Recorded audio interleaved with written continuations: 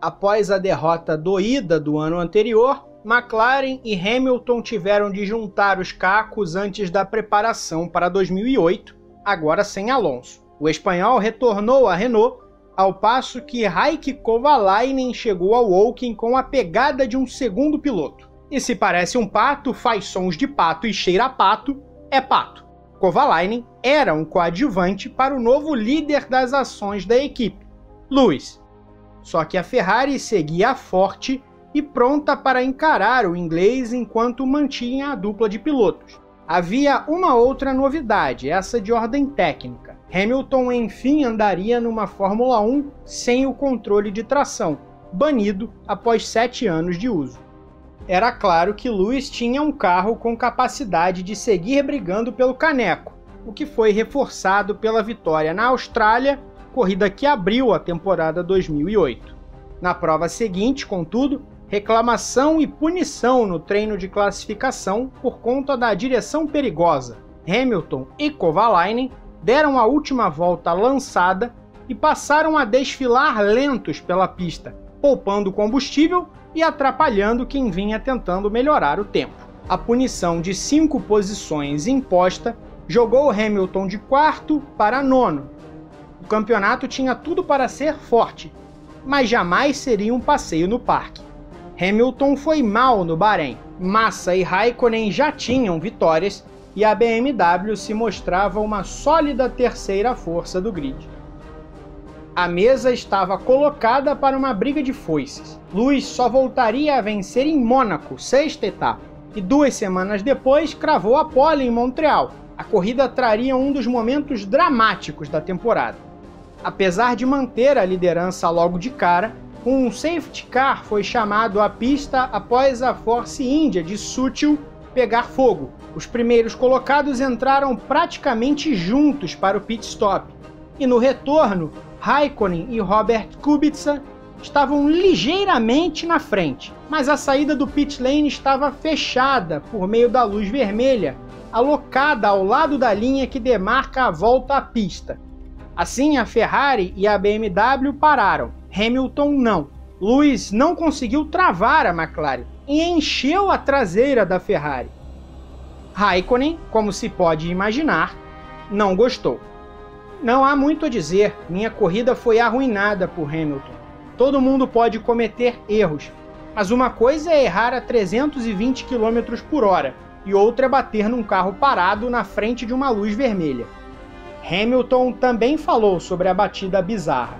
Não sei o que aconteceu, para ser honesto. Não foi uma parada boa.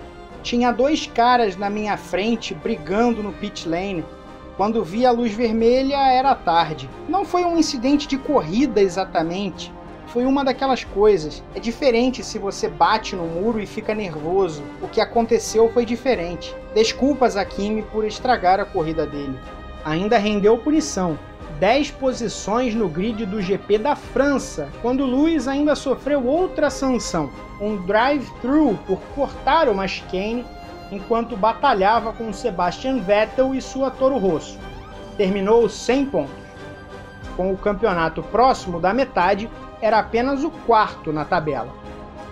Mas a resposta viria a galope nas 2 corridas seguintes. Vitória na Inglaterra por mais de 1 minuto na chuva e na Alemanha. Na Hungria deu o companheiro Kovalainen por conta de uma pane no motor Ferrari de Massa que liderava com tranquilidade. Felipe responderia faturando os GPs da Europa e Bélgica. Com 5 corridas restantes, estava claro, o campeonato tinha um duelo entre Hamilton e Massa pelo Mundial de 2008. A prova seguinte era na Itália, em Monza, e começou problemática. Isso porque no Q2 da classificação, McLaren e Lewis decidiram ir para a pista com pneus de chuva normal, o atual intermediário, para a pista molhada. Um erro pelo qual pagaram caríssimo. Quando o piloto mudou para o pneu de chuva extrema, a chuva virara tormenta. Hamilton largou em 15º e terminou a prova em 7º, logo atrás de Massa. O campeonato seguia apertado e iria para a primeira prova da história em Singapura. Sim, aquela corrida em Singapura. A pole foi de Massa, com Hamilton em segundo. O brasileiro tinha 3 segundos de vantagem quando Nelsinho Piquet, sozinho, bateu no muro da curva 17. O safety car praticamente forçava os primeiros colocados a irem aos boxes antes da hora e favorecia Alonso, companheiro de Piquet, que fora o primeiro a aproveitar a janela de pit stop. O inferno abriu as portas na direção de Massa. A Ferrari liberou o piloto para voltar à pista com a mangueira de combustível presa ao carro e quase em cima de Adrian Sutil. Massa parou no fim do pit lane e, para completar a cena tirada direto de uma comédia pastelão, os mecânicos dispararam atrás para enfim sacar a mangueira. Mais tarde, um drive-thru enterraria de vez a corrida da Ferrari. Com Massa fora dos pontos, o terceiro lugar acabou valendo de vantagem para Hamilton, que liderava por 7 pontos. Claro que, um ano mais tarde, a FIA descobriria que o acidente de Piquet fora proposital, orquestrado pela Renault para permitir a vitória de Alonso. O escândalo ficaria conhecido como Crashgate, mas com o campeonato já homologado, não afetaria os resultados de maneira alguma. O GP do Japão também não passaria em branco. Massa tocou e fez Hamilton rodar logo de cara, o que estragou a corrida do inglês e fez o brasileiro ser punido. Na China, Hamilton e Massa foram respectivamente primeiro e segundo colocados. A diferença era de 7 pontos para a decisão no Brasil. O quinto lugar bastava para o título do britânico. Desde o começo estava claro que Lewis precisaria marcar os pontos necessários, porque Massa sobrava. O piloto da Ferrari fez a pole facilmente, enquanto o rival partia do quarto lugar. Só um acidente custaria o título. Mas as bruxas de Interlagos estavam à solta.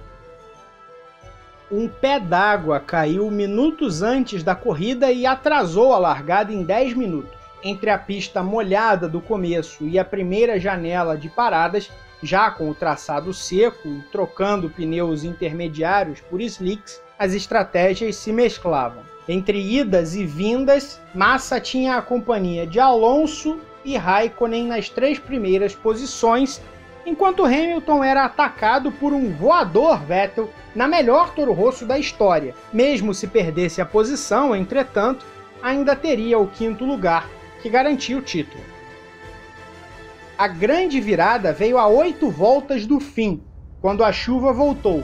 Rapidamente ganhou intensidade e forçou a um retorno inesperado de todos os envolvidos aos boxes para colocar pneus apropriados. Foi neste momento que um intruso se colocou entre os donos da festa. Timo Glock, da Toyota, enchera o carro de combustível na parada inicial. Era o suficiente para andar até o fim da corrida sem incômodos e, com isso, tomou a decisão de permanecer no caminho natural e não trocar os pneus.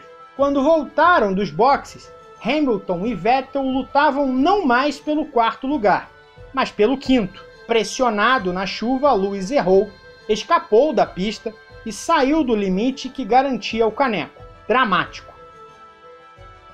Lá na frente, Massa cruzava a linha de chegada. Naquele momento, com Hamilton em sexto, tinha o necessário para ser campeão mundial. Nos boxes da Ferrari, festa. Mecânicos, família e amigos de Felipe pulavam e vibravam com a conquista que coroava um fim de semana nada menos que perfeito, com um tremendo domínio. Só que Hamilton, quase 40 segundos atrás, ainda começava a volta. E Glock, por mais que tivesse dado um pulo do gato, se arrastava pela pista extremamente molhada, com pneus desgastados e para traçado seco. De um lado para outro, tentou segurar a Toyota, mas não tinha como efetivamente se defender. Vettel passou primeiro, Hamilton passou na sequência. Pronto. Eu consegui? Eu consegui? era o que gritava no rádio. Queria saber se, mesmo sem passar a Toro Rosso, aquela última ultrapassagem servia. Quinto colocado, Hamilton conquistara o título na decisão mais inacreditável de todos os tempos. No Brasil, era campeão mundial. Na volta final. Foi só depois que eu cruzei a linha de chegada que a equipe me disse que eu era campeão. Nunca vou esquecer aquele momento. Aos 23 anos e 300 dias, tornou-se o primeiro homem preto campeão mundial de Fórmula 1 e o mais jovem da história, embora esse segundo marco fosse durar apenas 2 anos.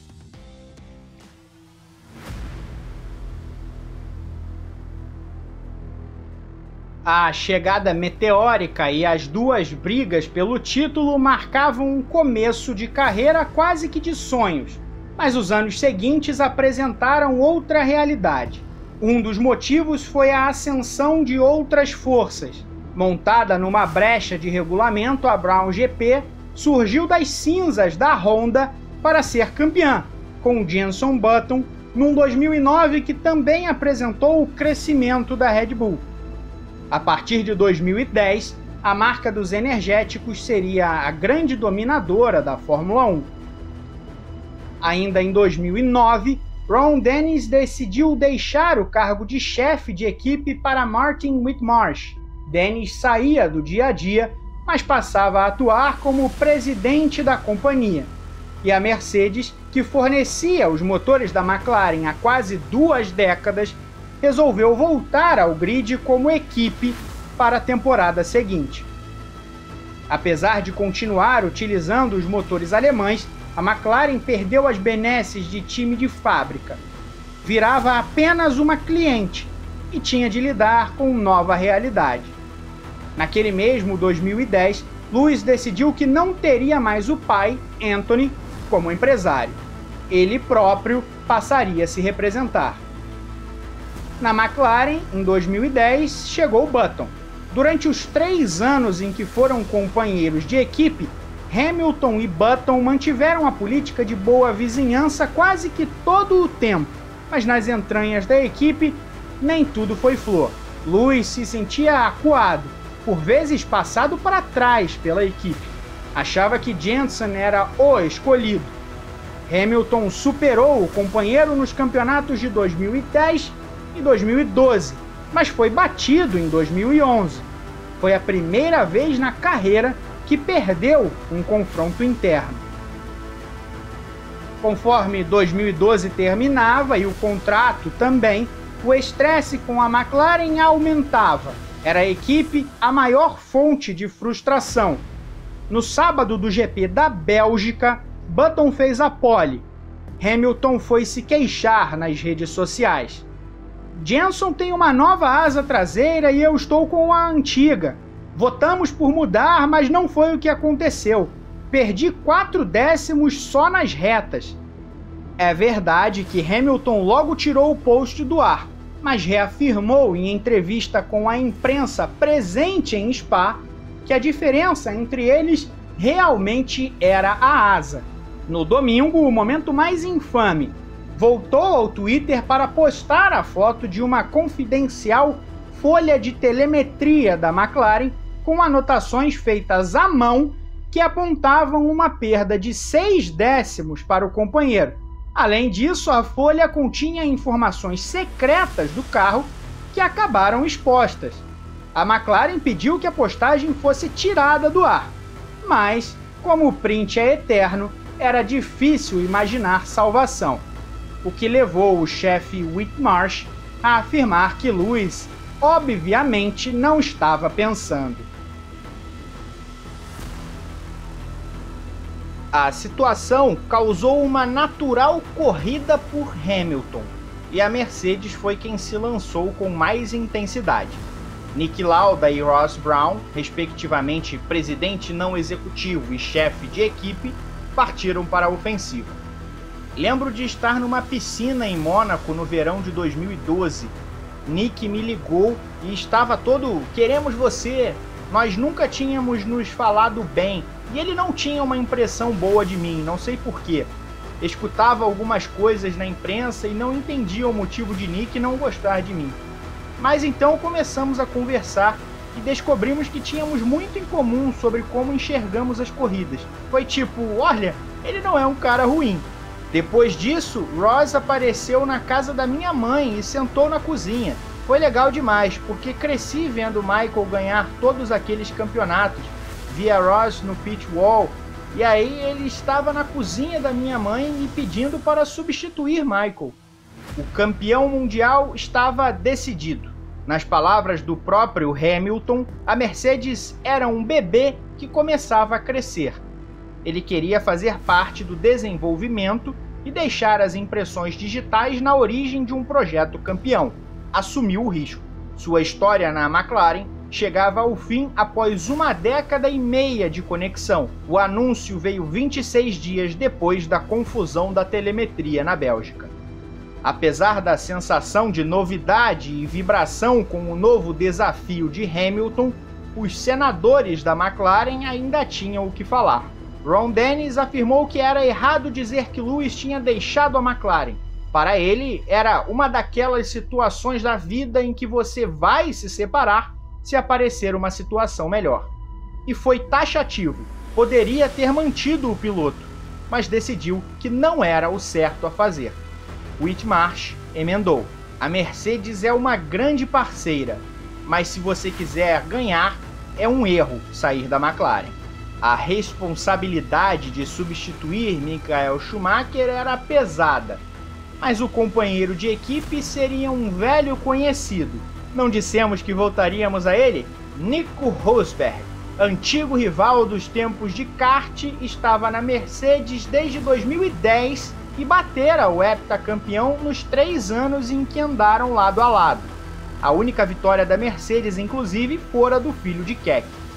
O carro alemão era bom de classificação em 2013, fez 8 das primeiras 11 poles, a primeira com Hamilton, na China, mas Rosberg venceu antes, em Mônaco, e depois na Inglaterra. Hamilton conseguiria ganhar a 10ª prova do campeonato, na Hungria, por sinal, a última em que alguém derrotaria Sebastian Vettel e a Red Bull naquele ano. É certamente uma das vitórias mais importantes da minha carreira. Mudar para uma nova equipe e vencer pela Mercedes-Benz é um privilégio verdadeiro.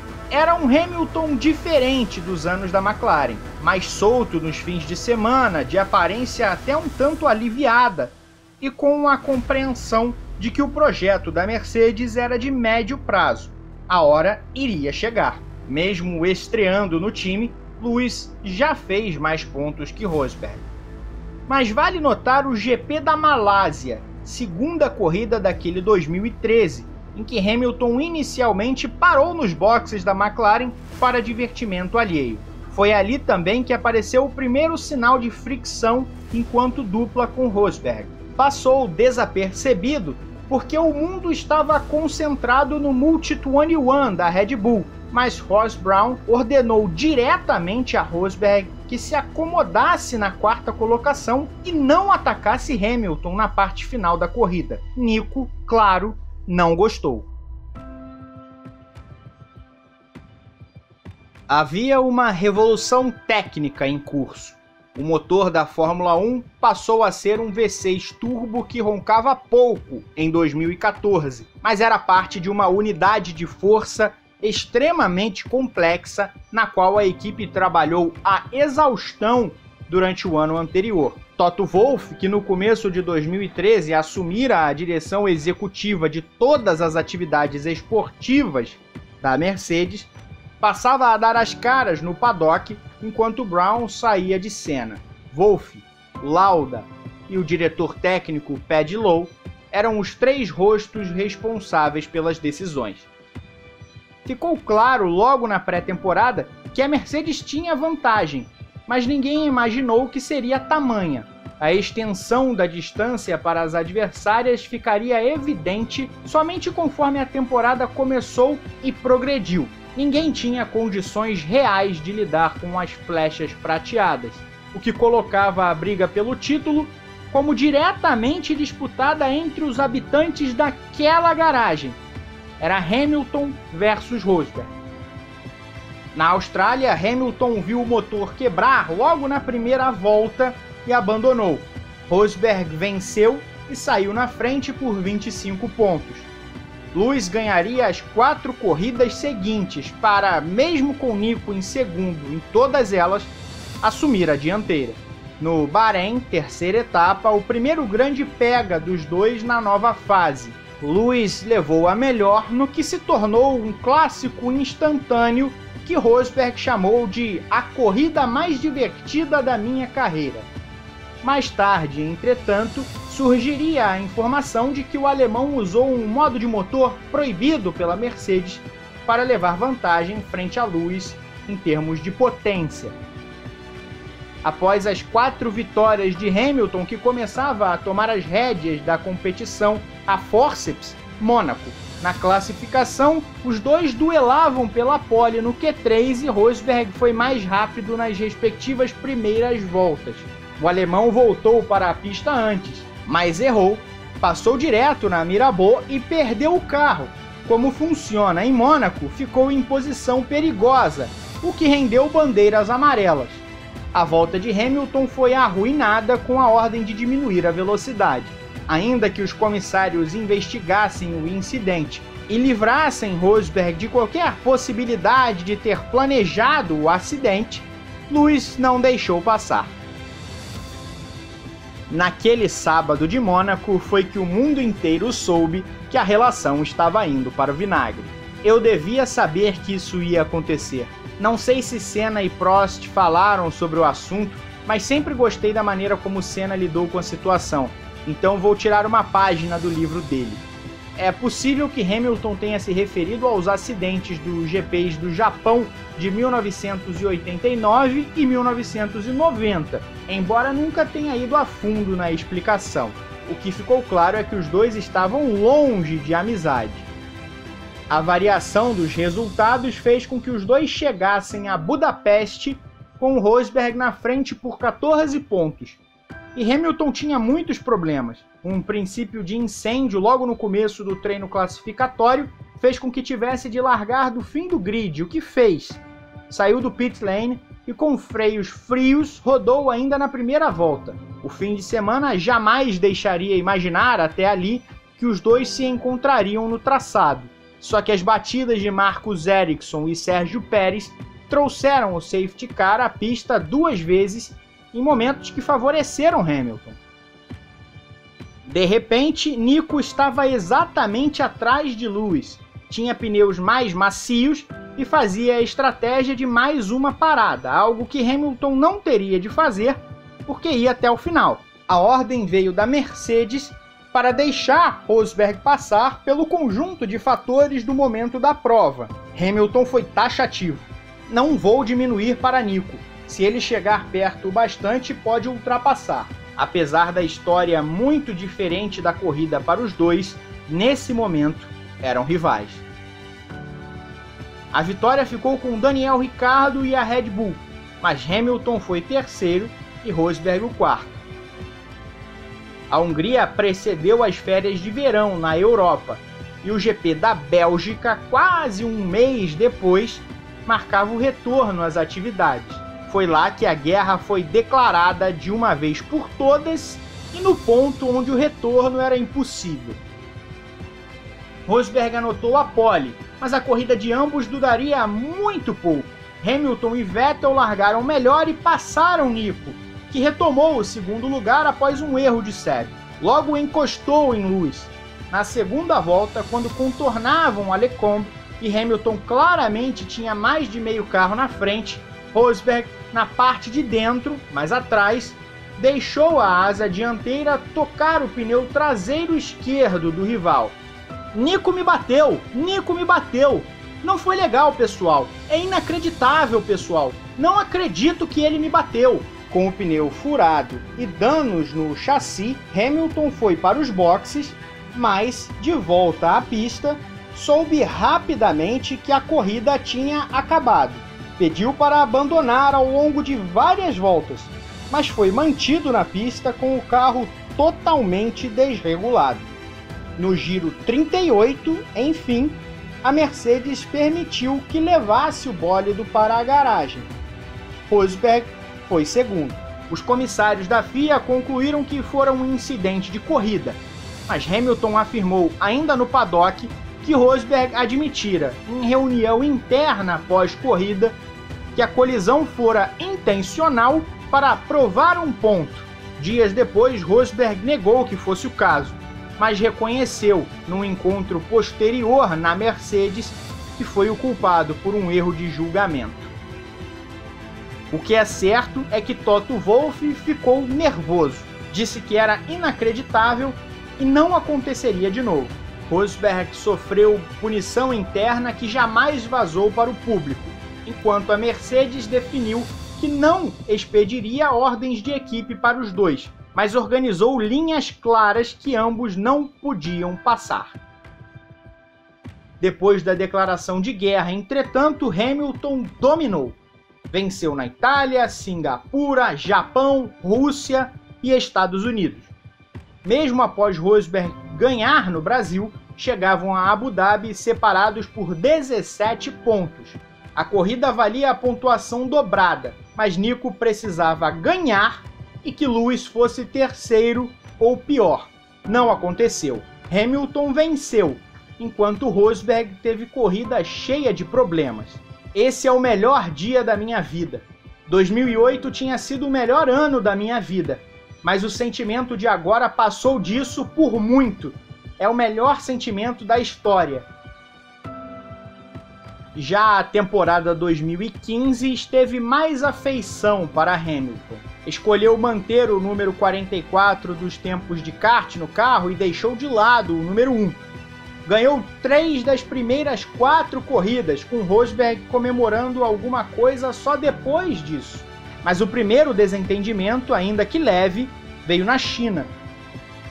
Com uma dobradinha em construção, Lewis andava lentamente pela pista com a justificativa de poupar pneus, o que fez Nico reclamar, porque atrás dele Vettel, agora de Ferrari, chegava. Aproximar-se de Hamilton não era uma opção por conta do desgaste de pneus que o ar sujo forçaria.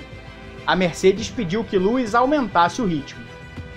Na entrevista coletiva pós-corrida, Hamilton foi questionado sobre a situação e respondeu que cuidar da corrida do companheiro não era trabalho dele. Irritado, Rosberg replicou que era interessante ver Lewis falando que se preocupava somente com a própria corrida, porque a dele fora comprometida. Apesar do clima continuar extremamente tenso e dos dois trocarem poucos olhares, 2015 ofereceu menos incêndios que o ano anterior. Ao natural, Lewis abriu vantagem e, mesmo com divertidos pegas durante o ano, confirmou o título nos Estados Unidos com 3 provas de antecedência, com certa dose de drama, porque Rosberg, que saiu na pole, viu Hamilton jogar duro na primeira curva do Circuito das Américas. Nico acabou fora da pista e reclamou mais tarde. De qualquer forma, na antessala do pódio, um visivelmente irritado Rosberg estava sentado no sofá quando Hamilton tirou o boné reservado para o segundo colocado e jogou nele. O alemão o jogou de volta numa cena assistida ao vivo no mundo inteiro pela transmissão oficial da FOM. Era parte do nosso jogo, diria Nico mais tarde. Das últimas 2 vezes a corrida final foi um clímax, mas hoje meio que bateu o ano passado para mim, porque igualei a Ayrton. É incrível igualar marcas de Ayrton Senna, que foi e ainda é minha inspiração. Minha meta sempre foi igualar os 3 títulos de Ayrton. Não sei o que vem pela frente, mas não há mais ninguém que eu queira emular. Sinto que agora recebi o bastão por mim e por Ayrton, e vou carregar até onde puder. É louco pensar que sou tricampeão. Devo isso a meu pai e minha família, que se sacrificaram para me ver aqui. Mas a rivalidade se arrastaria até o fim, em Abu Dhabi. Rosberg ganhou a corrida, a 3ª em sequência. Mais tarde, na entrevista da FIA, os dois foram questionados sobre quem iria mais feliz para as férias. Com um sorriso irônico, Nico disse que estava bastante feliz. ao que Hamilton respondeu: "Acho que ser campeão mundial soa bem melhor que ganhar a corrida, então isso aí é bom."